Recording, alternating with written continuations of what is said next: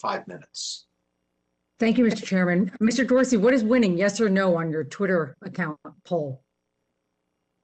Yes. Your multitasking skills are quite impressive. In December of 2020, the House Committee on Veterans Affairs released a report entitled Hijacking Our Heroes, Exploiting Veterans Through Disinformation on Social Media. I ask unanimous consent, Mr. Chairman, that this report be submitted for the record. So ordered. Thank you. I bring up the report today because it's very deeply disturbing, the involvement of our veterans and military service members in the violence that took place on January 6th. It's estimated that 1 in 5 people charged in connection with the attack have served or are currently serving in the U.S. military. It should come as no surprise to those testifying today that for years, nefarious actors have learned how to harness the algorithms on all of your platforms to introduce content to veterans and military service members that they did not actively seek out for themselves. Veterans and military service members are particularly targeted by malicious actors online in order to misappropriate their voices, authority, and credibility for the dissemination of political propaganda. We have to do better for those who have served our country. Mr. Zuckerberg, do you believe that veterans hold a special status in our communities and have military training, making them prime targets for domestic terrorists and our adversaries seeking to foment insurrection? Congresswoman, I certainly believe that veterans hold a special place in our society. I haven't seen much research.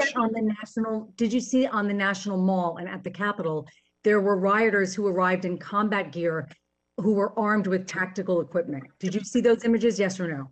Yes. Okay. Have you personally talked to the Iraq and Afghanistan Veterans of America, IAVA, about disinformation campaigns targeting veterans? No, Congresswoman, I have not personally, although our team certainly is in contact with a number of these groups as we set up our policies. Have you talked to the Vietnam Veterans of America about disinformation campaigns targeting veterans? Congresswoman, I can get back to you on whether our team has consulted with them specifically, but broadly when our teams— Do you believe that veterans and military service members are just like other Americans in that they are susceptible to the impulses in human psychology that Facebook exploits to drive engagement?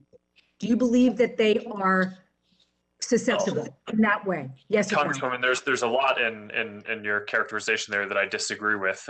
No, just the question of do you think they're susceptible to that kind of information coming at them? Yes or no? Congresswoman, I believe that. Okay, so given your answers, I'm not convinced that you have the appropriate resources devoted to the problem of mitigating the real world effects of content that is designed to mislead and radicalize your users, especially those who are veterans and military service members.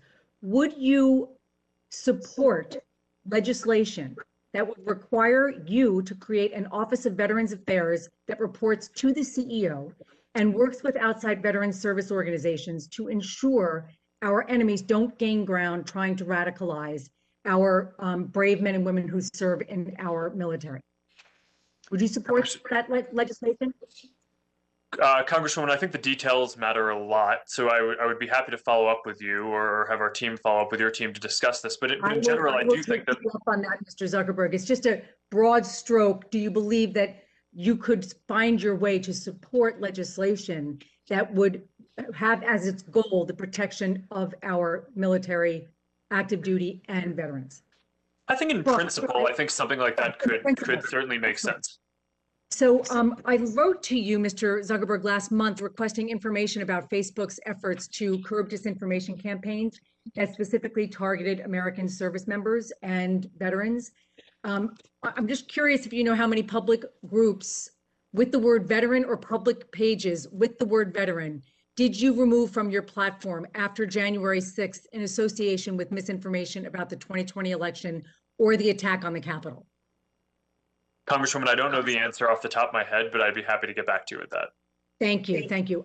We believe that you should be tracking that information. Your platform was, in fact, a crime scene after January 6th, and we need that information and data to understand how the attack happened. I want to thank all three of you for coming here today and spending so much time with us. I yield back, Mr. Chairman. Thank you.